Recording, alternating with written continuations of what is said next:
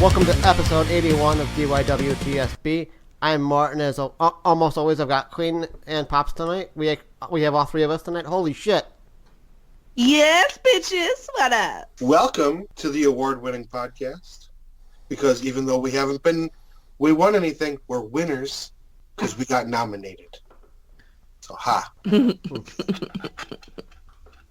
And that's not an insult. That's just a fact of life. It didn't even make sense there, guys. Come on. How did you even do it? That was lame. Yeah, it was really lame. Lame. But we did get nominated. So thank you for nominating us and the Mort Report and Combos with Pops and the Queen of Pops experience. Wowza. And Right. Queen's Court. And Queenie does this. And Queenie was on that. And Queenie was over there. And Queenie was over here. And Queenie does an awesome interview.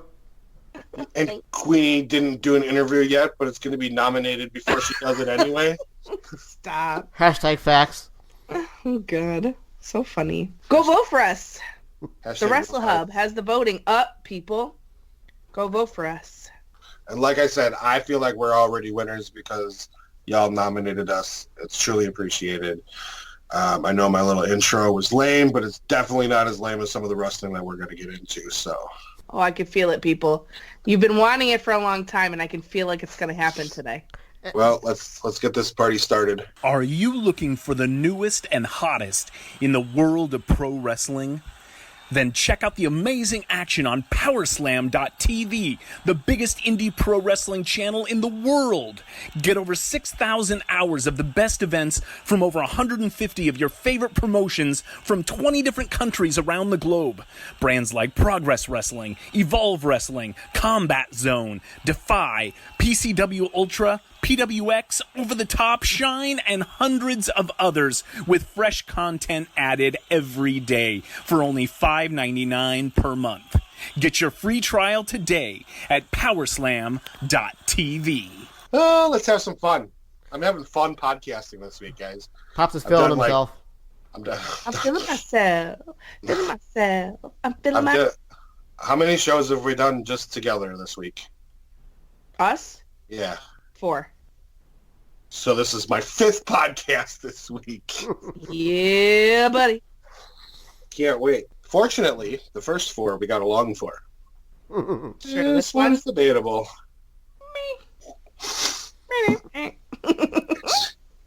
It's going down for real. Leg out. How about the highs for Monday Night Raw? Fucking Shayna Baszler and Becky Lynch promo. Absolute fucking fire. That, my friends, is how you do a promo. If you need a lesson, cue it up. Watch it a few times. Take some notes. And get yourself right. That, my friends, was just ballin'. Loved it. Loved everything about it. The fact that they were so calm, cool, and collected, yet the deadly force behind the eyes. Oof, it was good.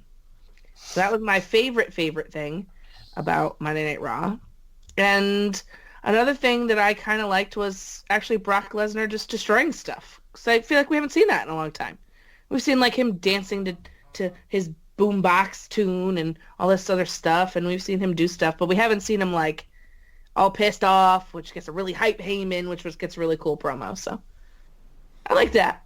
I'll say those are my top 2. Shut up. No one asked you. Yet. Mort? I'm going to start off the show by parroting. I also love the Shayna and Becky Lynch promo backstage. It was really well set up, I thought. And Brock Lesnar killing bitches, and even though he died, I love the fact that Dio stepped up against him. Yeah. I mean, I wish Jerry Lawler would have gotten his, and he would have been the voice we didn't hear for the rest of the night. Unfortunately, it was Dio.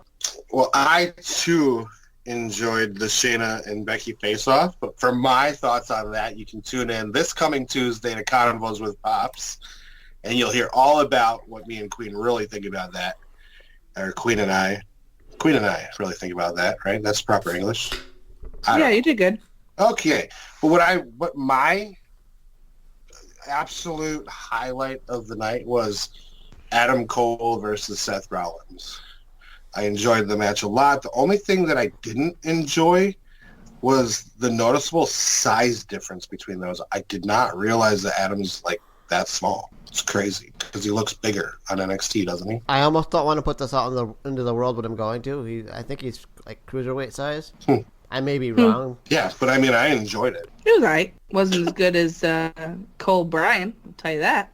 Oh, no. But Cole that was Bryan covered was on the nuts. Mort report. So.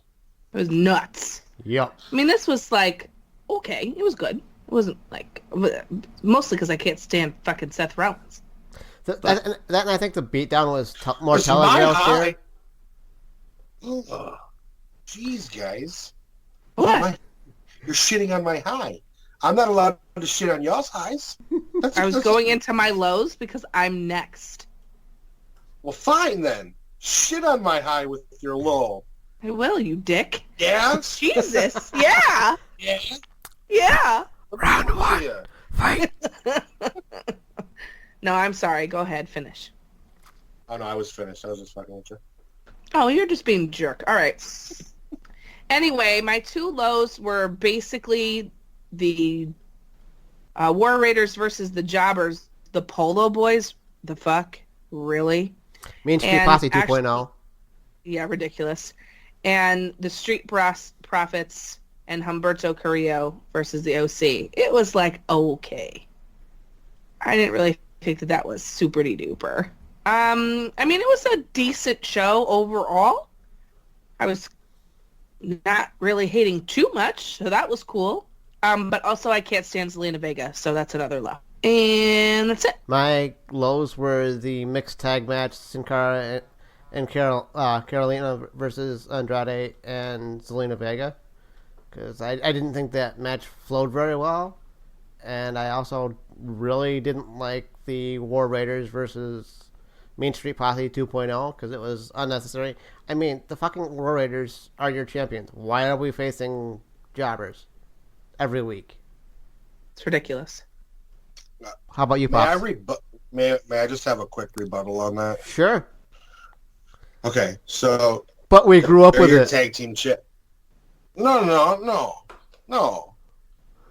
Let's just talk about it, okay? Because we're on Twitter a lot. So we're on Twitter a lot to know that War Raiders versus Jobbers, people are going to bitch about, right? Mm-hmm. But if War Raiders beat the OC or like the Usos or New Day or whoever every week, they're going to be like, oh, they're just fucking burying those teams. Why are they burying those teams? Like, who do you want them to face? And what do you want the outcome to be? I guess is my question. Because they beat the OC twice, and I didn't think it was necessary to beat the OC twice. So, like, I don't know who everybody wants these guys to face if they're not going to face jobbers. Why do they have to face jobbers every week? But if they're not on the TV, at least the people are going to be like, well, where's your tag team champion? Like, that's the thing. Like, I think they're trying to, like, alleviate people's frustrations with giving them more frustrations, I guess. But you can spotlight your tag team champions and actually do a storyline instead of, here's Jobber 55 this week. Okay, but that's my point. Like, if you're going to do a storyline, you can't really have them beating the same team Right. over and over. So how does that play out? They need to take another tag team on Monday Night Raw and write a storyline for the next 6 weeks and let it run. Okay. Have them in singles matches. Don't necessarily have them in tag matches against each other for the next 6 weeks. Have them do backstage segments. Have them do singles matches with the other guy in their corner. Shit like they used to do. I mean, I can get behind that. They'd have to care about their tag team division first. Yep. Well, that's okay, because we have a company that really fucking loves tag teams. So Can we'll you to them get off it? It's not even your turn to talk about AEW, I swear to God. Stop. It's actually my turn to talk about the lows of All right, Monday we'll Night talk about the Raw. lows of Monday Night Raw. Stay in your lane. Okay, my absolute positive low on it's 2 and 1. Rey Mysterio beating up Brock Lesnar with a fake-ass taped pipe and then getting a fucking title match against Brock Lesnar at Survivor Series just killed Monday Night Raw for me. Yeah, that did suck. I'm like, seriously? Like, this dude, like, you know what I would have liked to see? Like, I would have liked to see Brock just be a monster and take that pipe and shove it up Ray's ass. And then, you know what? Let Ray beat him at the pay-per-view. But right now, if you have a monster on your hands, don't let him get beat up by the smallest guy in your roster. That's my story, and I'm sticking to it. All right, you do that. Do you have any other low there, Pops? Yeah, I do. I absolutely do. Because Charlotte Flair and Natty are not a fucking tag team? they beat the Kabuki Warriors. Why? Because Why? Charlotte Flair. No, just that's fine. But why are they even a team? Why are they facing the freaking tag team champions? Why aren't the tag team champions beating up jobbers or something instead of losing to two singles that were put in a team to win? It's like, are you kidding me? Like, you got Asuka right now, who's supposed to be super badass, spitting everybody's face. They just totally screwed over Paige. You got Kyrie, who's probably the cutest little fucking heel on the roster, and then they get beat by goddamn Charlotte and Natty for no effing reason. Yes, low. I mean, it just makes no sense. Like, I'll tell you what. You know what? I could have handled it a little bit more if it was Lacey and Natty, because at least they're in the middle of a freaking storyline. But it's like, hey, Charlotte's got to be on TV, so let's put her with Natty and fucking kill the tag team champions before they get rolling. So I guess you just answered your own question. Yeah. LOL, Charlotte Mort wins. was right. It's fucking Charlotte. Right. I know. I'm just saying that's just stupid. Stupid. We know this, but unfortunately people in the back don't. But there again. Say it louder for the people in the back. You have a women's division. You have a women's tag team division without any effing women's tag teams. Yes, honey, it's a whole mess. But because they gave us fans what we wanted, which was the women's tag team belts, but they didn't fucking think it through and give us women's tag team. They need First to of stop all- giving us what we quote unquote want. Because Right. I don't want this. Right. But here's the thing. That's what I think about this women's tag team division. They have a lot of talented women on the roster, and I love the Kabuki Warriors together. They do. And I love Fire and Desire together. I hate the name, but I like them together. You know, give me the freaking Riot Squad. Like, I like that. You know, I even like Alexa and Nikki together. And I like fake-ass Sasha and her fake-ass world champion friend. They could be a tag team. Great. But the problem is that we all answered it 100%. WWE gave us what we wanted because we wanted women's tag team championships. And guess what? We as fans didn't think it through. We clamored for women's tag team champions without even having any women's tag teams. We had two.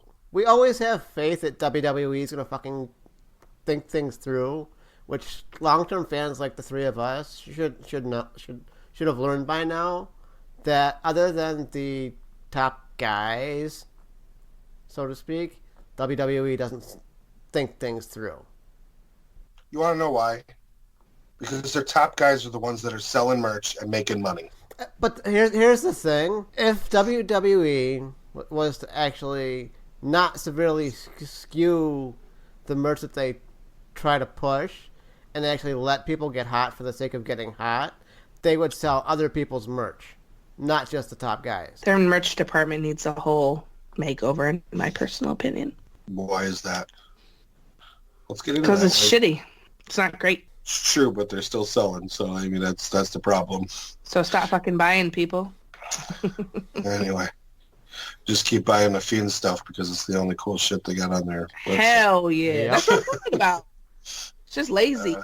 I want some cool merch, like the Fiend. By the way, if you're listening, which I'm sure you are, please make fucking me hope you are. please make me that fucking lantern. Please. I need that in my life. Sell it to me. That I would think be I cool. can get you the toy version made, but I don't think I can get the actual version made. Okay, well, I'll take a toy version. Let me see what I can do. Yes, work. All right. So, anything else for Raw? I'll get off my soapbox. No, I think that about covers it. Because it wasn't a bad show. It wasn't bad. It just Great. stupid.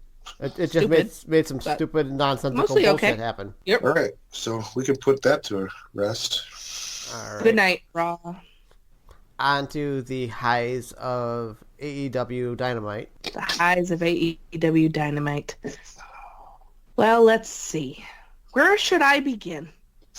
Let's start with Private Party getting added to fight the Lucha Brothers and SCU for the tag team titles at Full Gear. Oh, the tag team goodness is just giving me the I don't know, the goosebumps. All the good. Love that. The final match between Hangman Kenny versus Chris Jericho and Sammy Guevara, Sammy G, was fucking dope. As was the aftermath of that match. What are you doing over there? I'm trying to talk, and you're making noises and being obtuse. Stop. And not being on camera. Don't call me fat. Don't call me fat. First of all, I didn't call you fat. I call you obtuse, which means you're being difficult for no reason. Fucking get a dictionary. All right, anyway. So, that's what I was Dictionary.com. saying, especially what happened after the match was over, I thought was awesome. And what a way to set up for your pay-per-view on Saturday. I have a couple of other little fun things that just me personally I enjoyed. Like the stuff between Jamie Hayter and Shanna, I thought was excellent. That was a women's match they sorely needed. And to have those two show out, great chemistry between Riho and Emmy. So there's that. And just a couple other little things, but mostly those two. Mort? First thing that I loved was the Cody promo about the match on Saturday. Mm-hmm.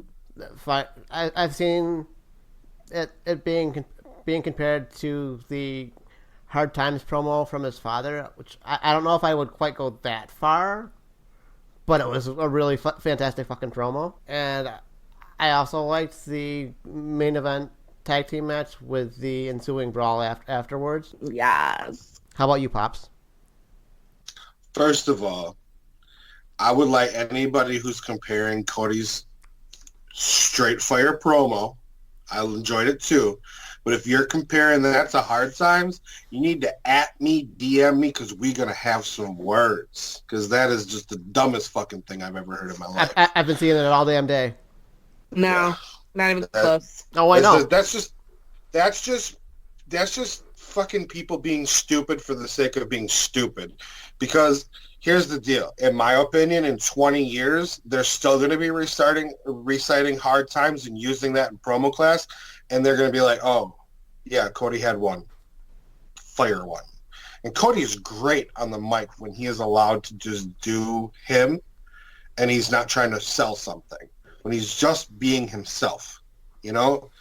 And I thought that promo was fire too. I have no problem with it, except for being compared to Hard Times. I think people are just smoking a little bit too much wrestling crack for me. But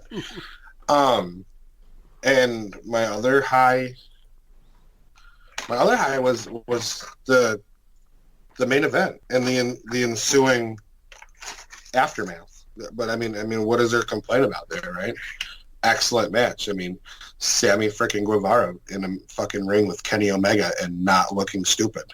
Like, please, thank you, and thank you for giving us that. Can right? I have some more of that? I mean, yep. I mean, for real, because I was worried about him, you know, and Kenny was kind of paintbrushing him upside the head, and I was like, oh man, just make him look stupid. But Sammy's like, screw you, and smacked Kenny across the face. I was like, okay, awesome. son. I was like, okay, son, you're here to play, you know. So I enjoyed it. Like, there's nothing to complain about there. Those were my two highs. Yes. Cody's promo was very good. I just didn't list it because I wanted to talk about other things. But yes, it was awesome. And how about the lows? My lows start firstly with the weird ref ridiculous finish in Pac versus Trent, which otherwise was an excellent match. And just a really cool breakout moment for Trent. Trent is my favorite of the best friends. And just seeing him show out with Pac was awesome. I just did not enjoy that little botch situation. And my other low, I think, was probably Cutler Spears. It was fine. It just wasn't great. And it just kind of made me go, nah, I don't need this. But also I was kind of glad for it because otherwise it's just a lot of tag team, which is fine. But, you know, we got to start putting in some more singles matches, I think. Mort? My lows were definitely the ref botch for Trent versus Pac, because like that made the ref and both competitors look fucking stupid.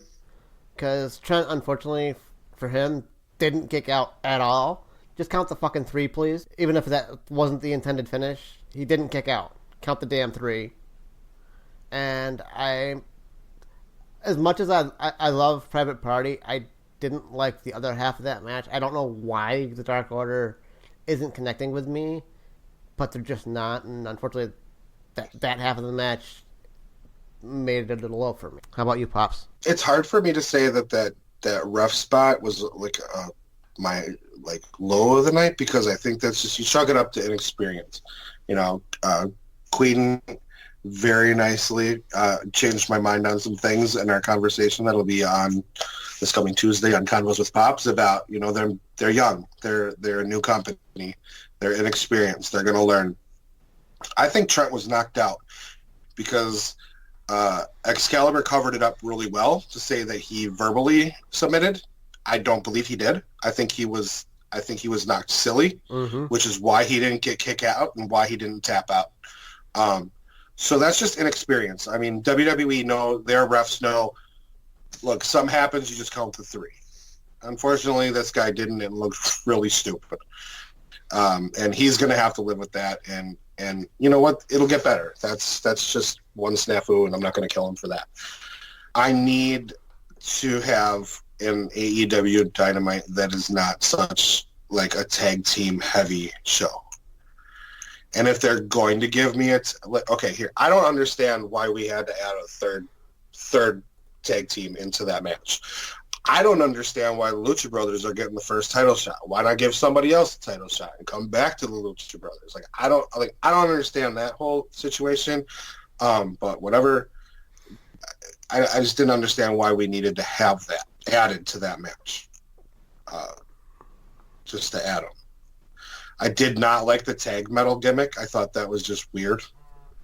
I mean, you got all 3 teams with like a gold medal, a silver medal, and a bronze medal. I didn't really see a point for that. So that kind of like took that whole shit down for me too. But I mean, lows. I mean, I don't really have like a lot of lows for that because the action was great. I mean, I can't take that away from them, right? Mm-hmm. Just because I'm an asshole and I don't like tag team wrestling. But here's my thing. What I will say, and I said this a couple of weeks ago, if you're going to give me a tag heavy show, please make sure that your tag team matches are on fucking point, and that 4 single stars that are put into 2 tag teams aren't the best tag team match of the night. And this again happened. And I'm pretty sure I'm going to have to admit out loud that the last time it happened, Kenny Omega was involved in that too. So maybe I'm a low-key Kenny fan. You're going to be a high-key Kenny fan. You know, so I mean, like... my mission in life. I know, like, I came into the whole thing and I was like, oh, I just want to shit all over this. And I mean, I'm dead serious. That's what I want to do. But then I'm thinking, you know, like, Queen's right. I have to give him a chance. I can't look at AEW's first go-home show as a, boy, they really fucked that up, because did they? You know, because here's the problem. In the last 5 minutes of the show, it made me want to go out and buy the pay-per-view, right? So did they fuck it up? Nope. No. You know, so, I mean, I can shit on it because I don't want to see 3 tag team matches, but that's just me. That's just me being me. There wasn't anything wrong with the action. There wasn't anything wrong with the wrestling there. So I guess my lows were just nitpicky shit. Yeah, I mean, same. I really can't complain. And the only reason I said the ref spot was a low point is because I didn't really have any low points. So I just kind of went with the one thing that stood out as a moment. I think it's great. I think it's cool that, you're taking that perspective. But I also will say that the tag team stuff is great, but it's also very WWE to do a tag match or a 6-man tag match, right before a pay-per-view is similar. But as long as it's good and it does its job, then it's fine, right? If it's shitty, then we have a problem, Right. But, and I think the other thing is that your point about that main event being the best one of the night in terms of tag teams, look who's in there. It's hard for it not to be. Right, but what I'm saying is like, and they're not meant to be a tag team the same way Party is meant to be a tag team. Right, and I want, like, if you're going to do that, then I want your established, and I know they're new, so they're not quote-unquote established yet, but I want those two teams to put on the best tag team match of the night, okay? That's just me, because I want to be excited about their tag division. I just think it's just been, with this tournament, it's been a lot for me. I understand. And it's not them. Like, I shit on WWE when there's too many tag team matches. I shit on them when they give me 6-man, 8-man, 12-man, 13, just because they can't come up with anything other man matches, So it's just me. Like, tag teams to me of, like, and everyone says, oh, you're just an old school guy. Yeah, I love, the Four Horsemen and whatever, but tag teams should be an attraction, not a, force-fed to me, in my opinion. But I think you can have a division that shines as an attraction. Right, but you have to remember 2 of the 4 people in charge, quote unquote, in charge of this company are tag teams. Right. And they're a tag team. Okay. And they said verbatim when they made this company, we're putting tag teams as the main event. Tag teams are going to show out in this company. They told you straight up. Well, then I hope they start showing out soon. You don't think they've been showing out? No. Wait, stop. All right, listen. Round two. Not week to week. No. I think that Private Party has had moments. Okay? Moments. Because you can't just fly around the whole goddamn arena and say that's a great match. That's not a great match. You're not telling a story other than the fact that somebody can fly out of the ring. Okay? How is that a match? Tell me. What story are they telling? Okay. Excuse me. It's time out. Hold on. Wait a minute. Stop. Stop. The people need to listen to Tuesday's episode of Convos with Pops, where I lay this all down for you. Okay? The way tag teams are today are not the same as what you're looking for. I get that. But do you? Because you keep saying the same thing. Listen. And I keep telling you that's not how it is anymore. Right. And they do have that. Oh, wait a minute. They do have that old school vibe. There are tag teams that still do that. The Revival is one of them, and they're excellent. But a lot of the tag team divisions, members in AEW are high fucking flyers. That's what they do. Okay. So are they incapable of telling a story without flying all over the place? Of course not. Did you watch the match? You're telling me that didn't have a story? Lucha Brothers Private Party, no story. Sure. Lucha Brothers versus Private Party did, because the Lucha Brothers know how to tell a story in the middle of flying around like fucking monkeys. Like that, like SCU tells a story in the ring. Like, Private Party, can they tell a story? That's what I'm asking you. Can they tell a story? Or is their story like, hey, you're on the outside, I'm going to do 16 jumps over the thing and get people excited? That's getting people excited. What is the story they're telling me? What is the story they're telling me in the ring? Up-and-comers. That's the tagline for the division. What are they telling you in the ring? They are, of the entire division, the youngest and the most inexperienced tag team. Everybody else has been tagging together for a very long time. Okay. Lucha Brothers, SCU, Dark Order, Dark Order. Hybrid 2 have always been tagging together. Best friends. Tagging together a very long time. They're great. So that's what I'm saying. They're the ones that upset the Young Bucks. They're the ones that told that story, that the underdog, the people who were not supposed to win against the best quote-unquote tag team in the world. Okay. And they upset them. Let me ask you a question. They move on and show out against arguably the best tag team in the world, the Lucha Brothers. Show out. Can I ask you a question? I don't know. How many weeks ago did they beat the Young Bucks that I have to keep hearing that that's the story they told 6 weeks ago? You just asked for a fucking story. Is that not the whole story of the tag team tournament? And then they lost to the Lucha Brothers. And now the Lucha Brothers now the tournament's over. And now the tournament's over. And they just fought the Dark Order to get put into a match where they clearly don't need to be. That's creative. That's not them. That was their choice in the back to put that match on when it didn't need to happen. And then the bell rang and what? And the bell rang and what? And the Dark Order looked good for the first time since AEW began. I don't know. They looked good compared to how their other matches have been. Yeah, I'll give you that. Yes, they did. Okay, I'll give you that. Okay. So what's your question? You wanted a storyline, I gave you a storyline. Now what? So their whole story is they're the youngest team and they're fresh up-and-comers. That's their story. And they're going to show out against the best tag teams in the division now in this triple threat match. Okay. What they do from here going to have to be a different storyline because they're obviously not going to win. So now what do they do? That's different. Mort, any opinions? No, I agree for the most part. It's like I'm still with who? There's two of us talking.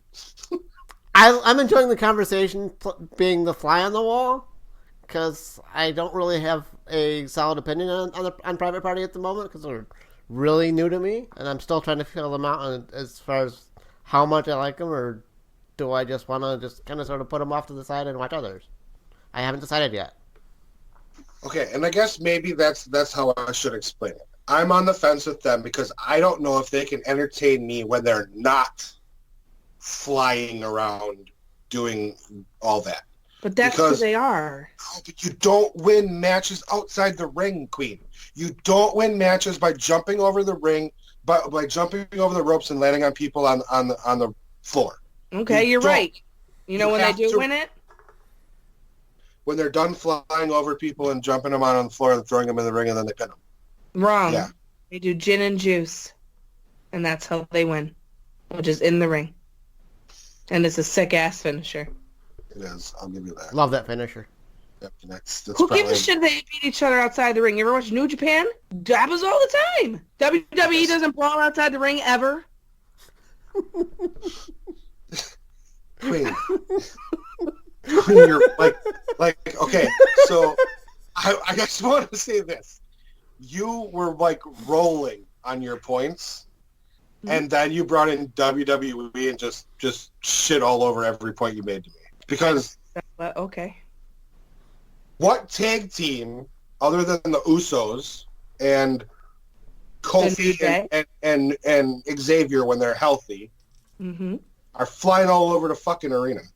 Those are the only two tag teams because they don't show tag teams on WWE. Because it's an expensive division to run. That's why. It's a very expensive division to run. Okay.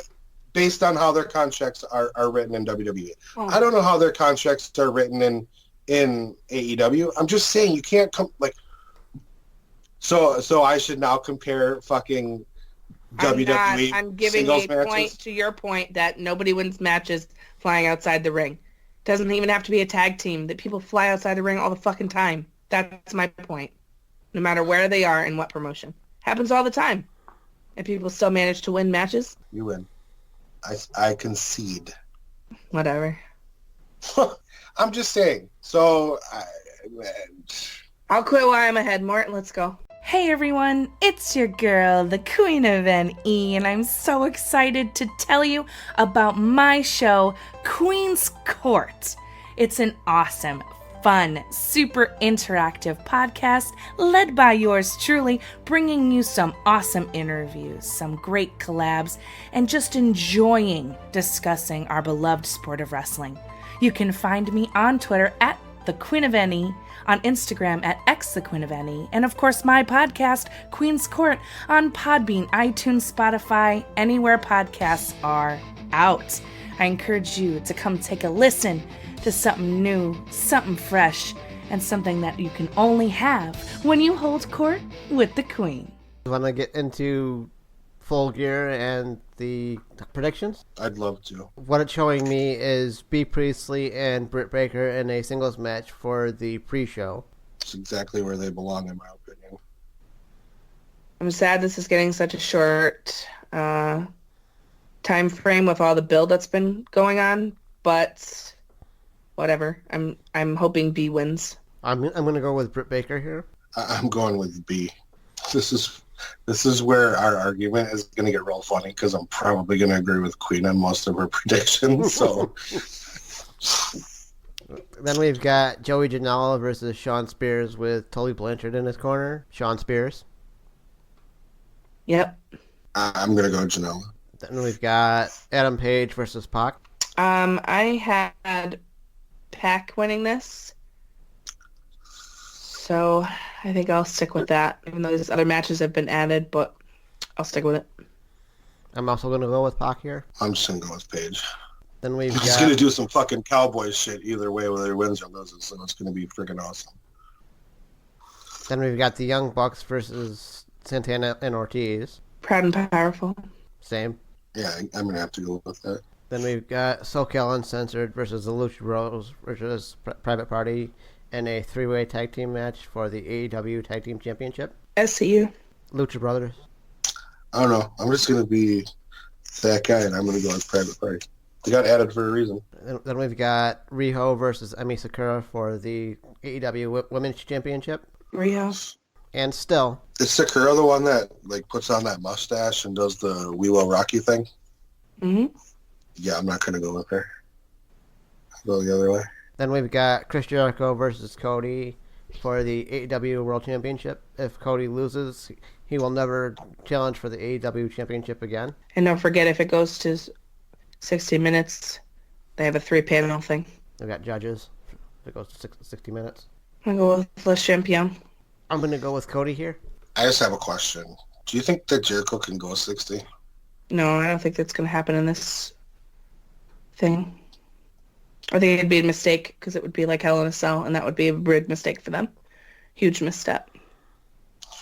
The only thing that I can see is with bringing in the judges, because have they announced who the judges are yet? No. No.